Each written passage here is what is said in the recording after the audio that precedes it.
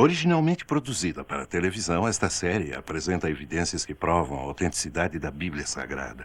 Dirigindo-se a ambos os lados da controvérsia, especialistas expressam pontos de vista não apoiados pelos produtores ou por Group Publishing. A seguir, cenas de outros programas de Segredos Milenares da Bíblia, série para colecionadores.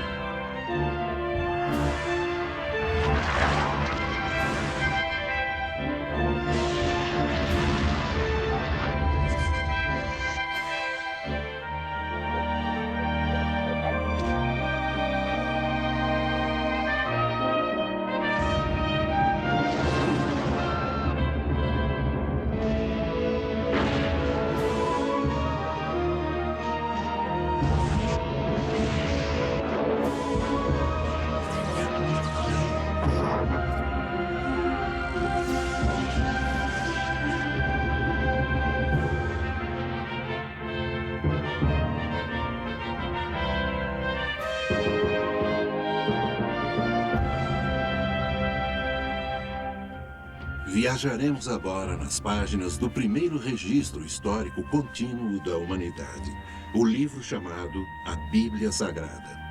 Vamos investigar algumas de suas histórias mais controvertidas e descobrir respostas para perguntas muito difíceis. Será a Bíblia um relato confiável de intervenções milagrosas que salvam as pessoas de um destino iminente e da destruição?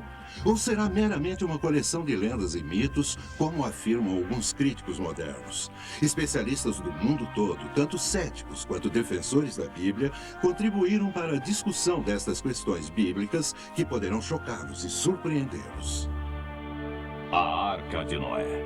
Houve uma inundação mundial? No topo de uma montanha na Turquia Oriental, escondido sob uma geleira, há um importante elo com o nosso passado distante. Relatórios dizem que é um barco de madeira de 5.000 anos de idade com estábulos e jaulas a bordo. A partir de testemunhos oculares, vocês descobrirão pela primeira vez a verdade por trás da antiga lenda da Arca de Noé. Vocês verão fotos incríveis e imagens de satélite nunca vistas que fornecem incríveis e novas provas sobre o mistério que reside no topo do Monte Ararat. Vocês ouvirão relatos fascinantes de testemunhas oculares de pessoas que viram e fotografaram o antigo barco. Esse programa nos dará informações excitantes que irão clarear essas questões que têm intrigado historiadores e cientistas por milhares de anos. As antigas lendas poderiam ser verdadeiras? Essa é a Arca de Noé? Houve um dilúvio universal que cobriu a Terra inteira, como a Bíblia afirma? E como teria sido para Noé e sua família enfrentar a maior catástrofe que o mundo conheceu? Realmente aconteceu um grande dilúvio universal? Nesse caso, de onde veio a água e para onde ela foi? Admitindo-se que os fósseis de plantas e animais podem provar que houve uma inundação global que destruiu a humanidade na época de Noé, não seria lógico admitir que haveriam artefatos humanos nas camadas sedimentares ou nos depósitos de carvão representando essa civilização pré-diluviana? Se não conseguimos achar tais artefatos, então essencialmente a história do dilúvio de Noé é pura ficção. Onde estão as evidências desses artefatos humanos? Nossa busca pela Arca de Noé não pretende ser uma missão religiosa. Acima de tudo, essa é uma busca arqueológica para determinar se este antigo mistério é verdade ou fábula. Enfim, nossa busca é para encontrar a própria Arca. A Arca é provavelmente o artefato religioso mais conhecido e mais debatido do mundo. Pesquisadores e estudiosos da Arca levantaram muitas perguntas sérias e controvertidas sobre sua possível descoberta. Os avistamentos relatados da Arca no Monte Ararat, na Turquia, são delírios de fanáticos religiosos? São talvez apenas relatos de testemunhas oculares inocentemente enganadas? Nesse caso, como explicar a madeira e os artefatos antigos encontrados no alto dessa montanha árida? Durante muitos anos, pensamos que as respostas finais a essas perguntas estavam perdidas no tempo. Mas agora, tecnologias científicas modernas e explorações arqueológicas estão começando a desvendar muitos dos segredos da história de Noé, há muito esquecidos. Algumas pessoas argumentam que a história da inundação global de Noé, assim como grande parte da Bíblia, não passa de antiga lenda com pouca base, na verdade. Mas quando cientistas e linguistas partiram em busca de fatos, surgiram achados surpreendentes. Charles Berlitz, autor de vários livros, incluindo O Barco Perdido de Noé, é um renomado linguista e tem estudado o relato do dilúvio de Noé detalhadamente. A história de Noé e do dilúvio são praticamente idênticas em todos os diferentes tipos de linguagens antigas, seja persa, babilônica, egípcia antiga, chinesa, sânscrito. A única coisa que muda, ocasionalmente, é o nome de Noé.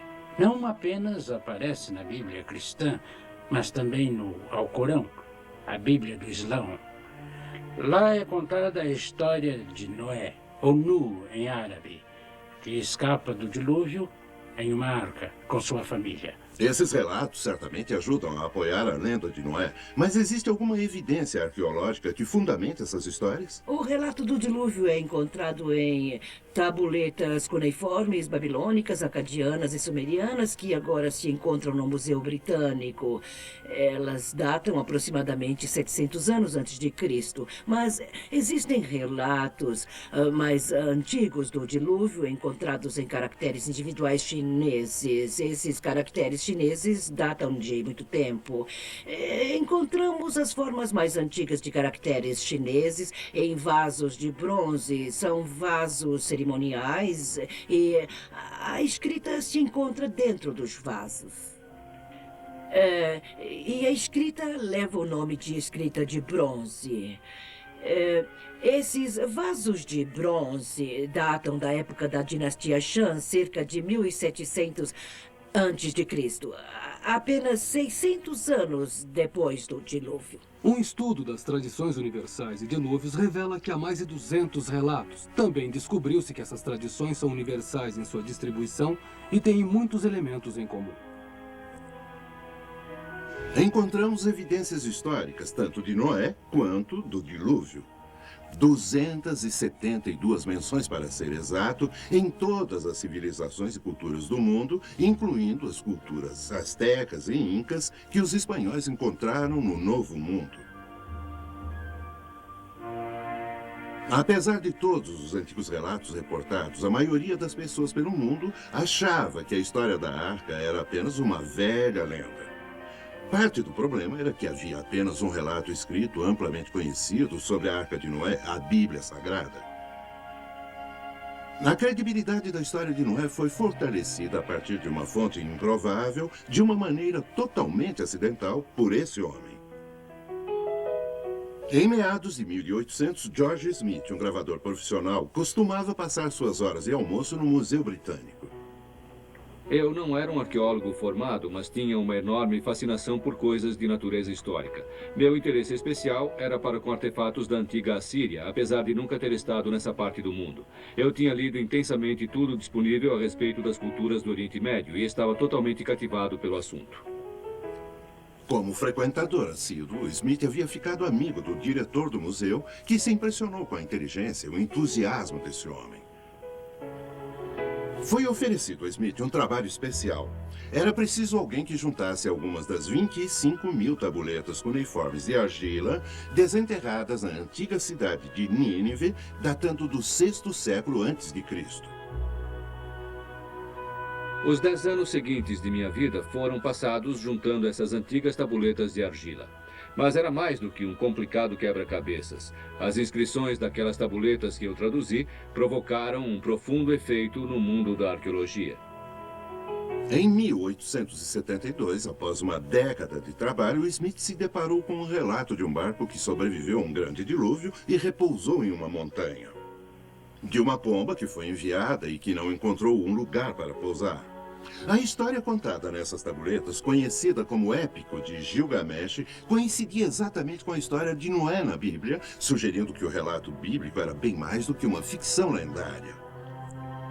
Os achados surpreendentes de Smith suscitaram muita curiosidade científica e reacenderam um enorme interesse público a respeito da Arca e sua possível descoberta.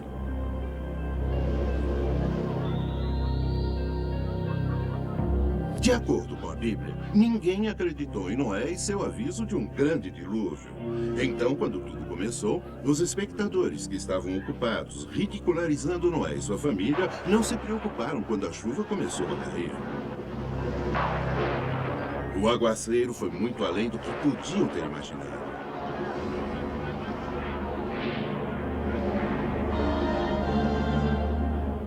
O desprezo foi esquecido e a preocupação se transformou em medo.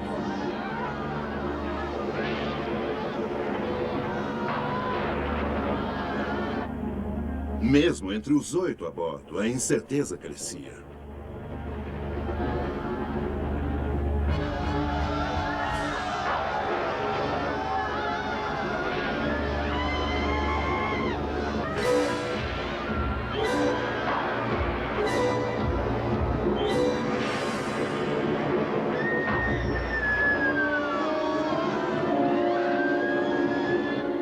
Por ser o tipo de homem que era, Noé se compadeceu deles, mas sabia que não havia outra escolha, a não ser seguir as ordens de Deus.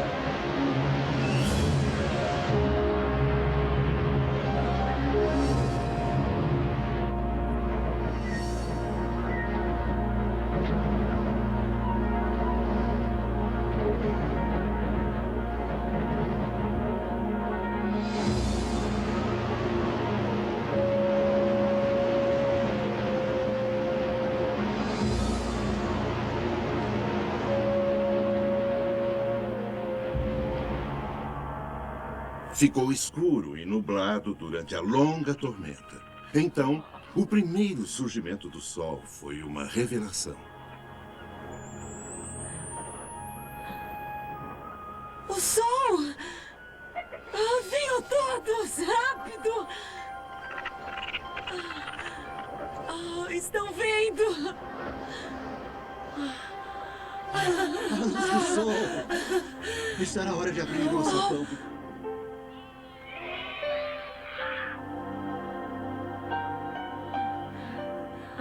Finalmente.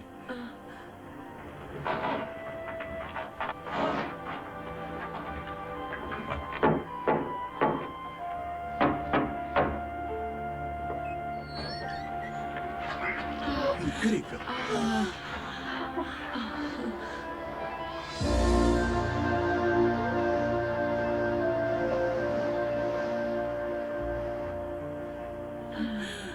Então, podemos sair logo da arca?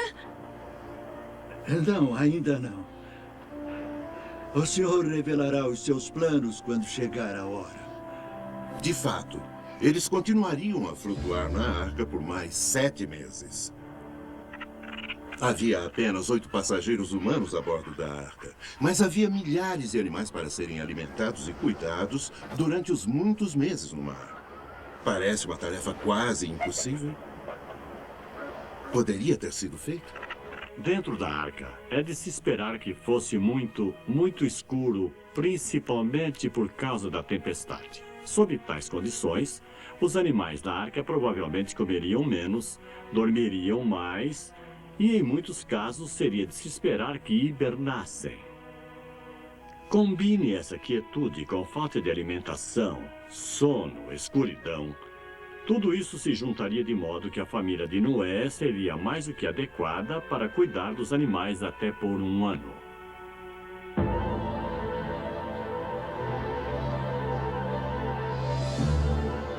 No Gênesis, lemos que as águas se ergueram e que todas as montanhas altas sob o firmamento inteiro ficaram cobertas.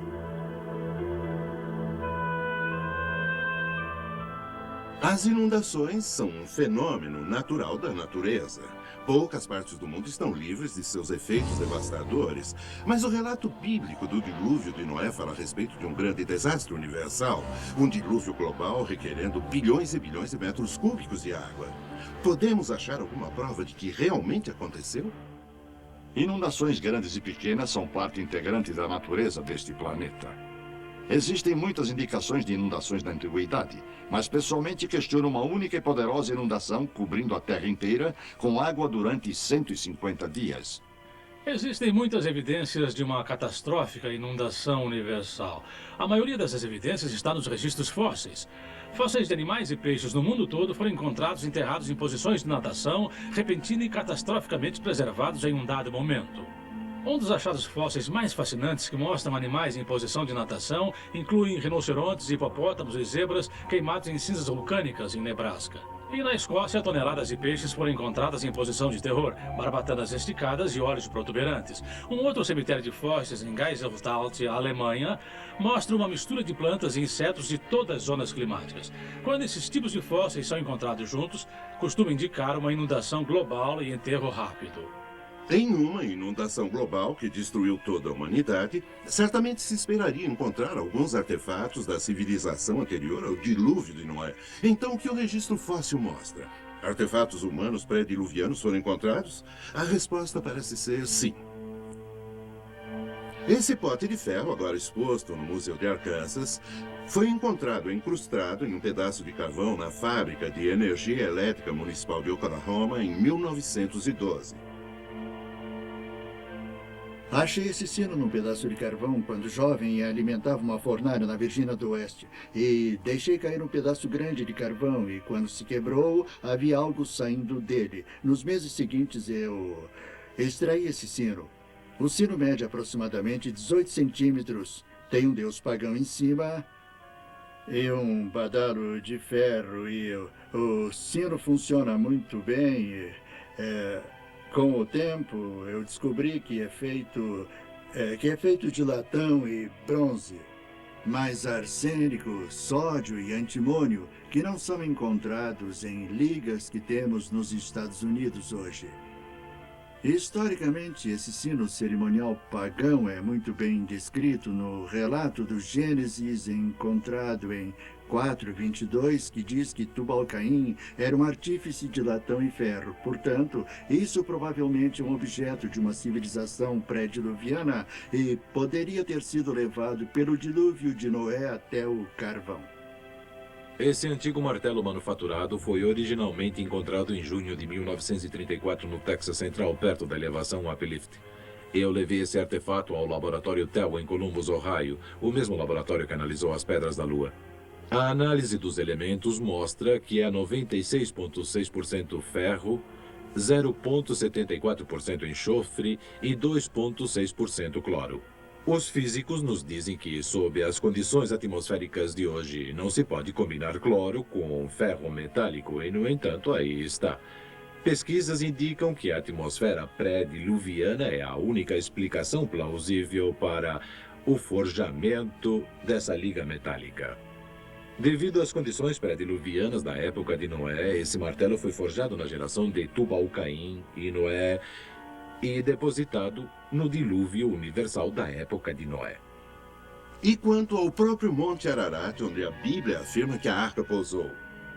Se ele tivesse sido submerso, como a Bíblia diz que todas as montanhas foram, podemos ver alguma evidência de que isso realmente aconteceu? Notei duas coisas em particular no Monte Ararat, de um ponto de vista geológico, que indica que essa montanha vulcânica de 5.200 metros esteve embaixo d'água. Primeiro é a ocorrência em cima do Monte Ararat chamada de almofada de lava. A almofada de lava é uma formação particular que ocorre quando a lava fundida emerge da terra abaixo d'água. Isso indica que a montanha esteve embaixo d'água. Em segundo lugar, encontramos cristais de sal no Monte Ararat que só poderiam ter se formado embaixo d'água. Esses cristais de sal, encontrados na elevação de 4.300 metros, indicam que pelo menos até a linha de gelo e neve permanentes, essa montanha esteve embaixo d'água. Então, as evidências se somam, indicando que provavelmente houve de fato uma inundação universal. Parece cada vez mais que os eventos em torno da história bíblica de Noé pode, de fato, ser verdadeira. O devastador dilúvio universal de Noé, juntamente com os legendários 40 dias e 40 noites de chuva, é uma das histórias mais duradouras e dramáticas da Bíblia.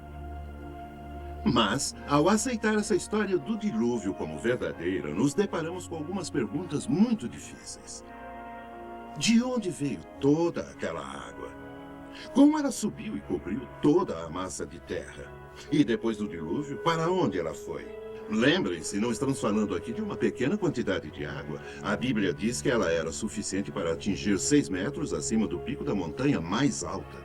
O primeiro capítulo do Gênesis descreve especificamente um firmamento ou atmosfera que Deus criou ao redor da Terra. Ao descrever as águas acima do firmamento, a Escritura sugere que nos momentos antes do dilúvio havia uma cobertura de vapor de água em volta da Terra. Algo como espessas nuvens de chuva que ajudavam a moderar a Terra e a proteger o seu clima. A ideia de uma camada de vapor de água ou cobertura envolvendo a Terra parece um tanto estranho, mas de fato coberturas são bem comuns entre os planetas do nosso sistema solar. Vênus, Júpiter e Saturno, todos têm uma cobertura de nuvens e envelopes gasosos espessos os envolvendo.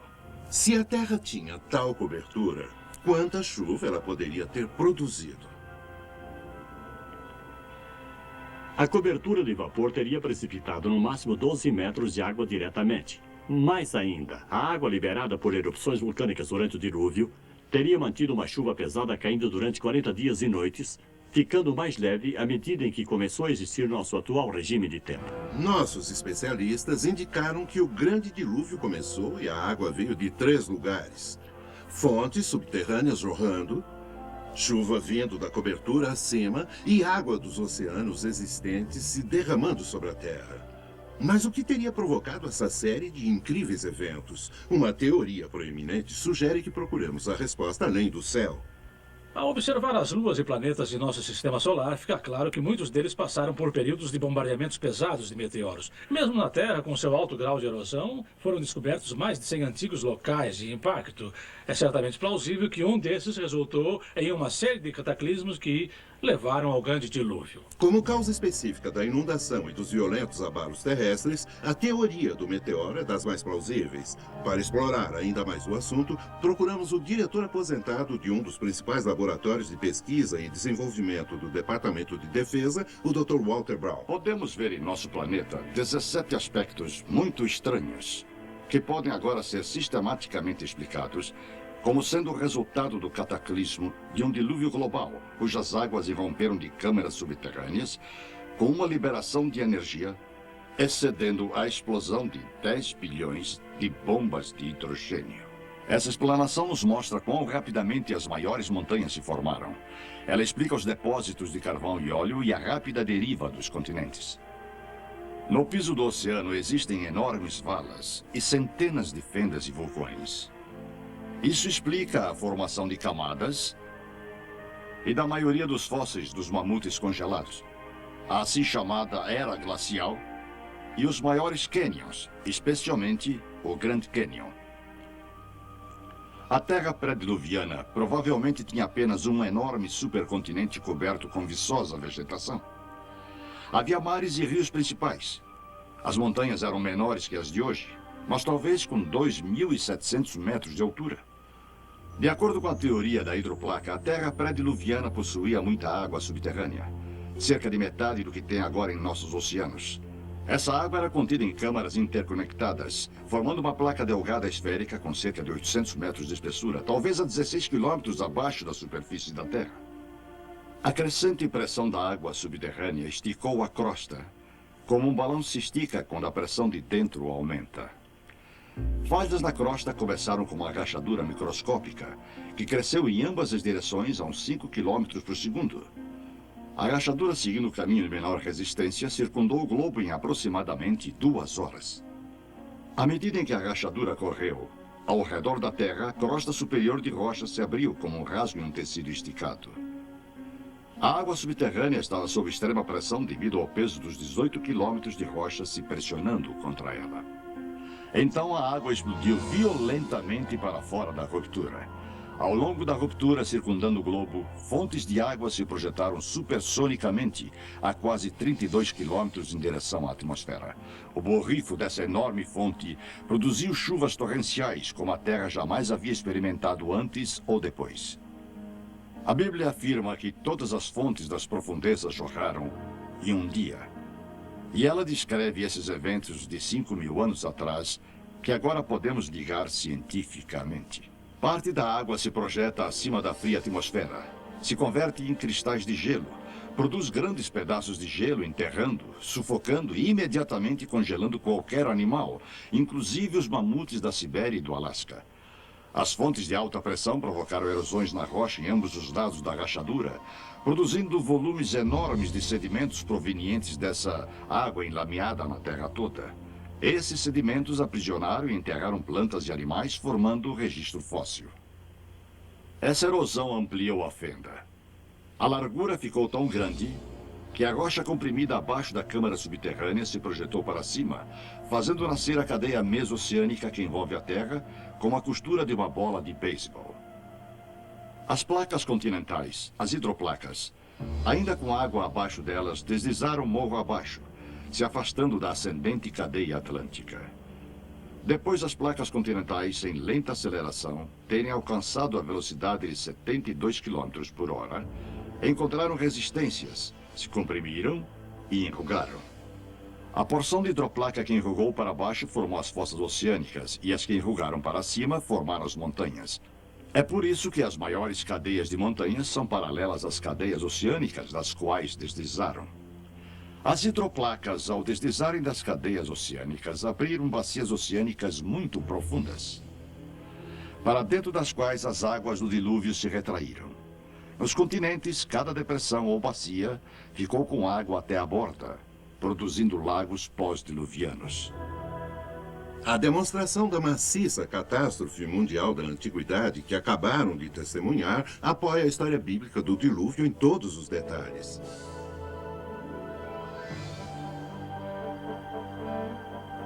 Durante sua longa provação no mar, Noé e sua família tinham a sua fé, mas muito poucas respostas. Quanto tempo iria durar a inundação? Encontrariam terra antes de ficarem sem comida para si e para os animais? Se tiver terra lá fora, ela encontrará. Primeiro, Noé enviou um corvo para ver se havia terra seca em algum lugar. Mas o corvo apenas voou por ali, provavelmente se alimentando de fragmentos flutuantes.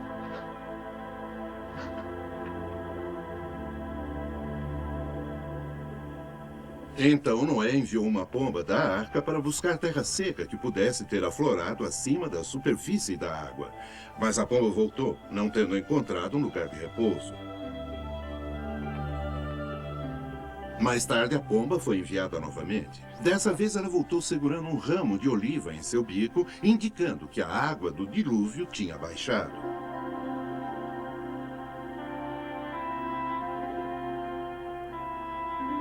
A arca ficou no mar durante longos meses, esperando que a tempestade parasse e as águas baixassem. Agora, 8 meses após o dilúvio começar, outros picos de montanhas descobertos começaram a ficar visíveis. Noé e sua família seguiram as ordens de Deus e continuaram a bordo da arca para sua segurança e a dos animais. Era seu único lar e abrigo.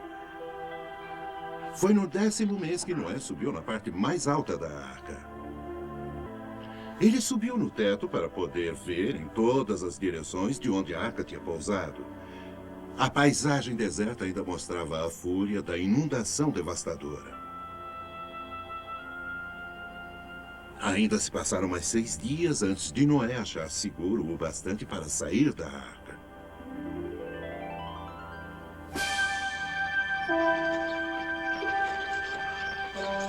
Ao todo, Noé e sua família ficaram a bordo da arca durante 365 dias.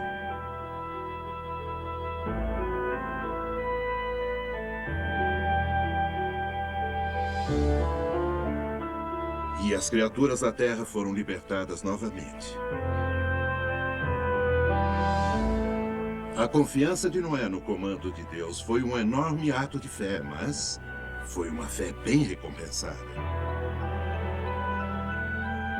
Noé e sua família foram os únicos humanos a sobreviver ao grande dilúvio e, devido à fé de Noé, o Senhor prometeu nunca mais trazer tamanha destruição. E, pela primeira vez na Terra, colocou um arco-íris no céu, selando sua promessa à humanidade. O relato do dilúvio de Noé foi uma provação comovente e dramática para Noé e sua família.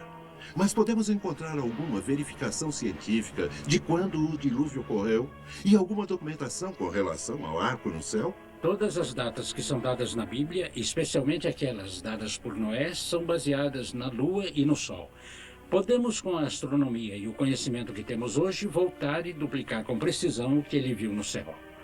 Ao fazer isso, descobrimos que Noé entrou na arca num domingo, 14 de maio de 2345 a.C. O relato bíblico nos diz que Noé deixou a arca depois de ficar nela 365 dias. No segundo dia, depois de sair da arca, ele construiu um altar e um grande arco apareceu no céu. Ao examinarmos o céu naquele ano, descobrimos que houve um eclipse solar ao alvorecer, um fenômeno terrível e assustador. Um computador pode mostrar o que ele viu no céu naquele dia. Gostaria que seguissem comigo por alguns minutos enquanto duplicamos os eventos que Noé viu. Olhando para esta tela, vocês verão o horizonte. Em outras palavras, qualquer coisa abaixo desta linha está abaixo do horizonte ou o que Deus teria visto. Acima do horizonte seria o que Noé teria visto. A grande mancha é o Sol. Nós estamos progredindo para 4h54 da manhã. O Sol está começando a nascer. 5h08. Notem como o Sol está subindo e, ao mesmo tempo, a Lua está começando a ocultá-lo. Nós movemos para 5h22. Vocês veem como está começando a se formar um arco no céu? Um lindo arco? Então movemos para 5h30 da manhã. E temos um arco que está começando a desaparecer novamente. Mas isso teria sido muito mais espetacular porque o Sol encurva os raios de luz ao se aproximar do horizonte. Portanto, teria sido uma visão assustadora para Noé. Igualmente espetacular no céu do ocidente se teria visto um arco-íris, talvez. E aí vocês têm, precisamente no computador, o que Noé viu naquele dia.